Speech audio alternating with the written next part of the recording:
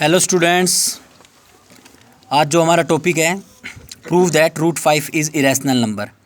अब सबको पता है रूट 5 इरेशनल नंबर होता है। मैंने आपको बता रखे हैं कि जो भी परफेक्ट स्क्वायर रूट होते हैं वो हमारे रेशनल में आते हैं। बिकॉज जो परफेक्ट रूट होते हैं उनको जो सोल्व करते हैं तो जो नंबर आता है वो एक नेचुरल नंबर में उसका रिजल्ट आता है। लेकिन यहाँ पर रूट 5, जब हम रूट 5 को सोल्व करेंगे तो इसका जो आंसर होगा वो नॉन टर्मिनेटिंग डेसिमल एक्सपेंशन होता है। दैट्स वाई ये इरेशनल नंबर होता है। लेकिन इसको एक थ्योरम के थ्रू हम प्रूव करना है कि रूट 5 जो है वो इरेशनल नंबर है। तो सबसे पहले क्या करते हैं, इसको प्रूव करने के लिए रूट 5 को मान लेते हैं कि रूट 5 इरेशनल नहीं, रूट 5 को हम रैशनल मान के चलते हैं।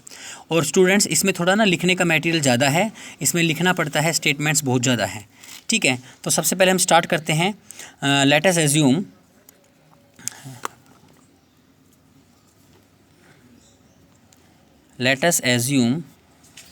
मैंने बोला कि सबसे पहले ना एज्यूम कर लेते हैं। Let us assume that root 5 is rational number. सबसे पहले मुझे इसको रैशनल नंबर मानना पड़ेगा। जैसे ही मैं इसको रैशनल नंबर मानता हूँ तो मुझे एकदम पता चला कि अगर ये रैशनल नंबर है दैट मीन्स इसको मैं P/Q फॉर्मेट में लिख सकता हूँ। ठीक है स्टूडेंट्स, अब मैंने इसको लिख दिया P/Q फॉर्मेट में। तो यहाँ पर देखने वाली बात ये है कि P/Q जब रैशनल नंबर होता है तो हमें उस फॉर्म में लिख देते हैं, और यहाँ पर P और जो Q है वो हमारे को प्राइम नंबर्स हैं। That means P and Q have a common factor rather than 1। ठीक है, रादर देन 1। तो हमने root 5 is equal to P/Q format में इसको कन्वर्ट किया। दैट मीन्स अब इसको थोड़ा सा आगे करते हैं, squaring both side, squaring both side, दोनों तरफ मैं स्क्वेयर करता हूँ। रूट 5 इसका भी होल स्क्वेयर हो जाएगा और P/Q। ओके स्टूडेंट्स, यहाँ पर स्क्वेयर से स्क्वेयर रूट कट जाएगा। That means 5 equal to P/Q। आपको समझ में आ रहा है यहाँ तक? अब मैं क्या करता हूँ, इसको थोड़ा सा नेक्स्ट स्टेप में, ये P² यहीं है, ये Q² जो डिवाइड हो रहा है इसको 5 के साथ इधर आके मल्टीप्लाई करता हूँ। तो P² that is equal to 5Q²। Okay, अब ये 5Q² के साथ मल्टीप्लाई कर रहा है, 5 इधर आएगा तो Q² इक्वल हो जाएगा P²/5। थोड़ा सा ध्यान से देखना मैं क्या कर रहा हूँ। मैंने क्या किया, मुझे करना क्या है, बेसिकली मुझे 5 को डिनोमिनेटर में लेके आना है। ठीक है, तो 5 को डिनोमिनेटर में लाने के लिए 5 इधर आएगा और ये Q² जो है वो ऊपर चला जाएगा। तो Q² equal to P²/5। Okay students, अब क्या करना है, तो यहाँ क्या पता चला आपको, यहाँ इसको देख के क्या लगा कि जो P² है, P² इज़ डिविजिबल बाई 5। जो रिजल्ट आया वो Q² आया। तो Q² अगर इक्वल है P²/5 दैट मीन्स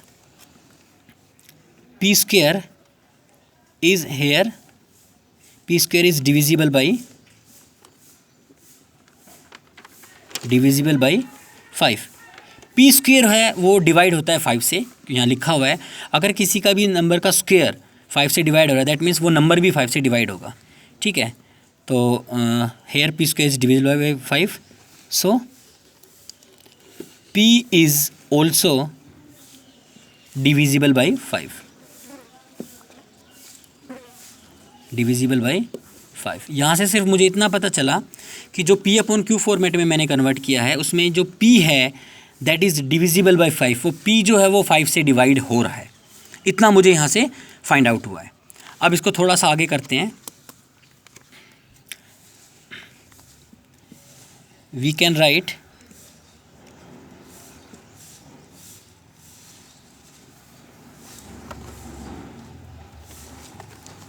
हम इसको लिखना चाहेंगे कि जो मेरा P है उसको मैं, देखो वी कैन राइट रहने दो, ये भी हम लेट कर लेते हैं। Let P equal to 5M। देखो मैं इसको बाद में बताऊंगा इसका रीज़न क्या है, मैंने क्यों इसको किया है। P इज इक्वल टू मैंने 5M लेट किया। ठीक है, ओके स्टूडेंट्स, ये क्यों किया है इसका मतलब देखना। मैंने बोला ऊपर P इज़ डिविजिबल बाई 5 से डिवाइड हो रहा है P। ठीक है, जब P को मैं 5 से डिवाइड करता हूँ तो कोई एक आंसर आएगा, कोई रिजल्ट आएगा। तो P² को जब 5 से डिवाइड किया, देखो P को जब 5 से डिवाइड किया तो कोई ना कोई एक कांस्टेंट नंबर आएगा that is equal to M। M वो कांस्टेंट नंबर है, जब मैं P को 5 से डिवाइड करूँगा जो रिजल्ट आएगा वो मेरा M आएगा।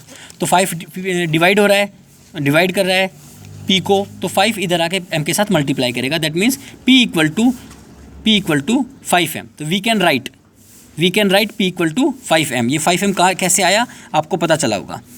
ओके, अब मैं क्या करता हूँ, इसको यहाँ पर स्क्वेयरिंग बोथ साइड करता हूँ, यहीं पर लिख देता हूँ स्क्वेयरिंग बोथ साइड,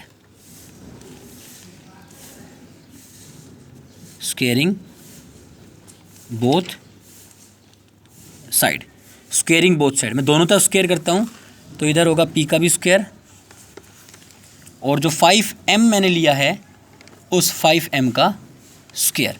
5 का स्क्वायर क्या होगा 25, और m का m स्क्वायर।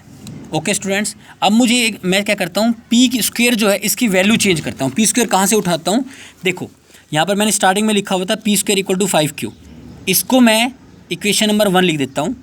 तो p स्क्वायर की value 5q square equation number 1 से यहाँ मैं पुट करूँगा, put p square equal to 5q square from equation 1 से हम लेंगे और यहाँ पर पुट करेंगे। p स्क्वायर के प्लेस पे मैं पुट करूँगा 5q square that is equal to 25m square. Okay students, आपको इजी लग रहा होगा, समझ में आ रहा होगा। अब करना क्या है, 25m स्क्वायर के साथ क्या कर रहा है मल्टीप्लाई, 25 इधर आएगा डिवाइड करेगा, 5q square upon 25 that is equal to m square. 5 से कटेगा, 5 1 जा 5 5 जा, यानी कि m स्क्वायर जो है उसकी वैल्यू क्या आ गई q स्क्वायर अपॉन 5। ये जो भी मैंने काम किया, ये काम किस लिए किया है, मैंने सिर्फ इसलिए किया कि यहाँ मेरा फाइंड आउट होता है q स्क्वायर डिवाइडेड बाई 5। ठीक है, तो क्या पता चला, q square is divisible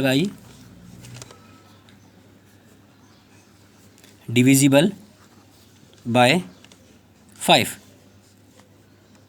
so q is also divisible by 5। देखो बेटा, इससे पहले क्या हुआ था कि p is also divisible by 5, that means जो न्यूमरेटर है वो 5 से डिवाइड हो रहा है।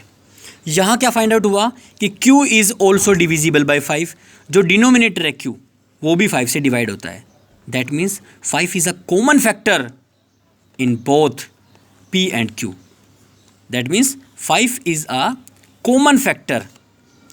ठीक है, 5 इज़ अ कॉमन फैक्टर, तो इसको मैं लिख सकते हैं therefore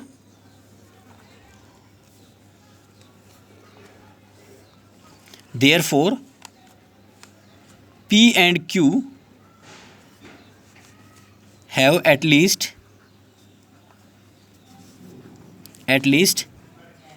5 as a common factor,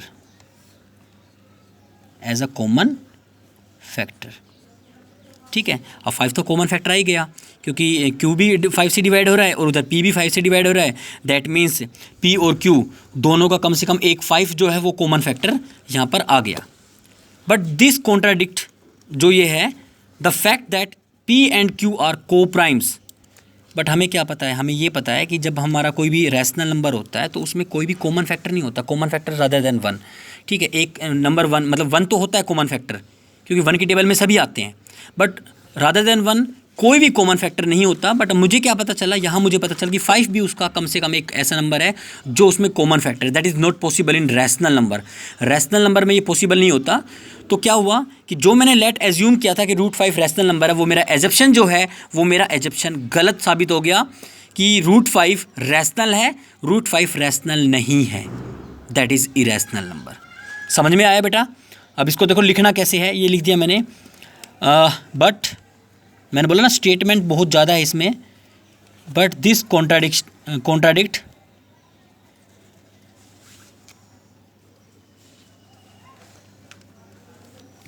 the fact that p and q are को प्राइम।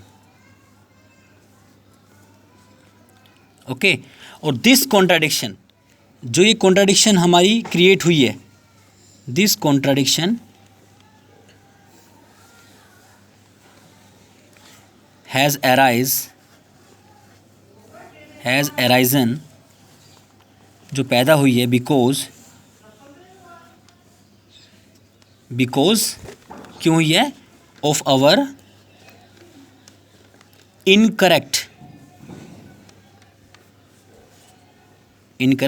एजप्शन।